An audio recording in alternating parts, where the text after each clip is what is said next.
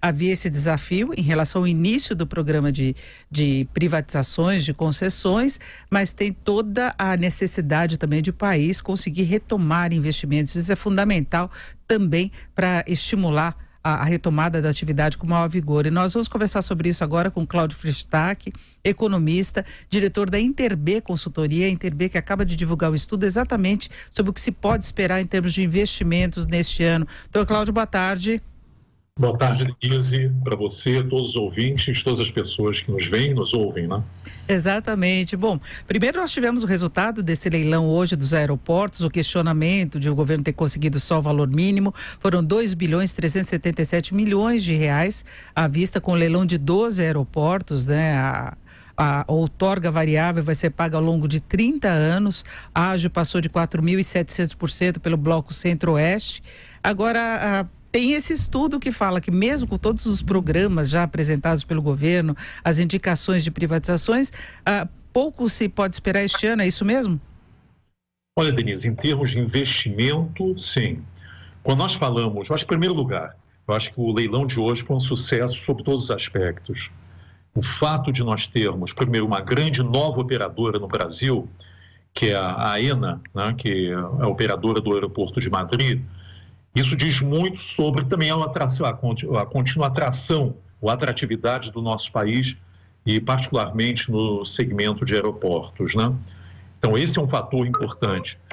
Também é importante o fato que você teve muita competição, você teve muitos atores, alguns que já estão aqui, outros que vieram, enfim, que não estão ainda no segmento de aeroportos, nacionais, estrangeiros, presentes. Eu não vejo um problema do fato que os ágios terem sido tão grandes assim. Eu acho que é bom, você começa com ágio baixo, promove a competição, atrai os atores, enfim.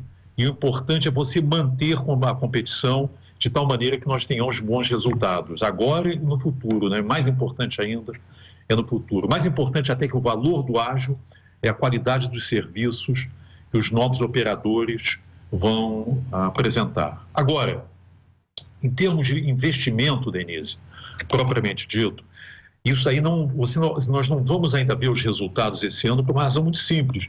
Esse é um processo. Primeiro, esses contratos vão ter que ser adjudicados, assinados, enfim, formalizados.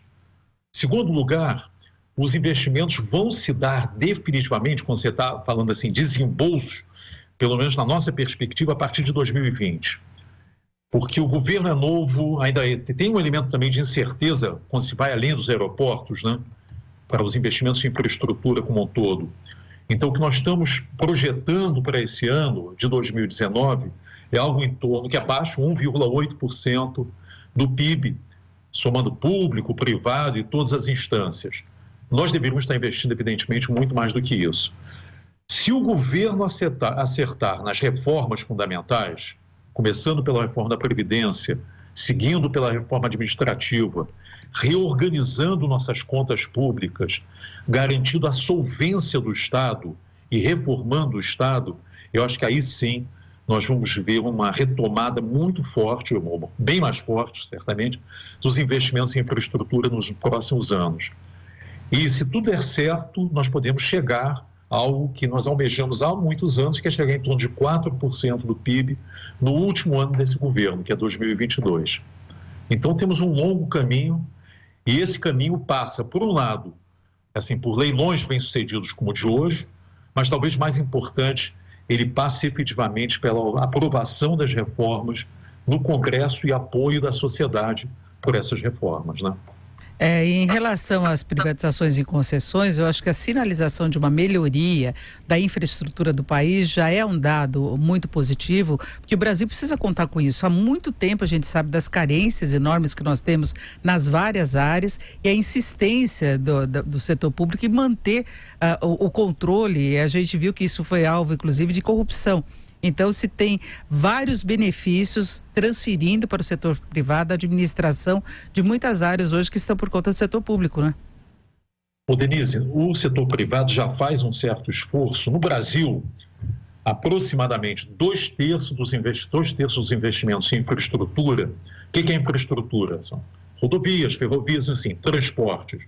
Número 2, telecomunicações. Número 3, saneamento básico.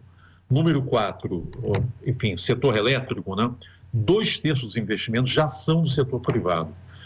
Mas o governo, mesmo que ele seja bem sucedido em aprovar as reformas, a capacidade do governo voltar a investir em infraestrutura de uma forma significativa é muito limitada.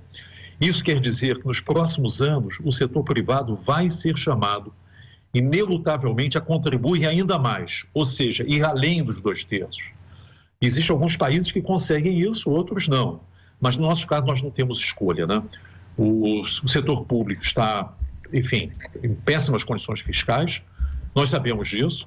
Os estados nem se falam, alguns estados não têm como pagar os seus salários, os salários do funcionalismo.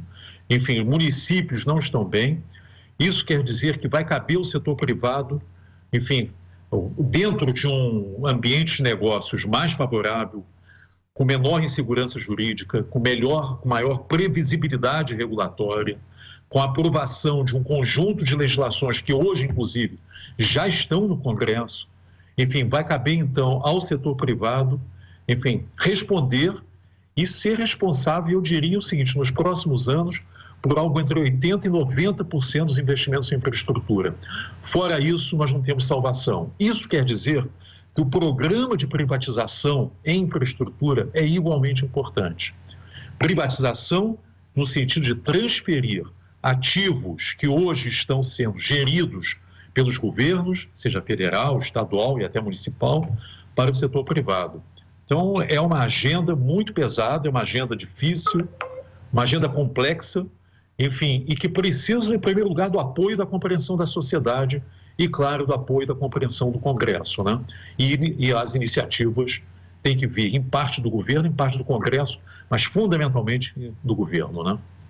Bom, nós conversamos com o Cláudio Fristac, ex-economista do Banco Mundial e diretor da Interb Consultoria. Cláudio Fristac, muito obrigada, uma boa tarde.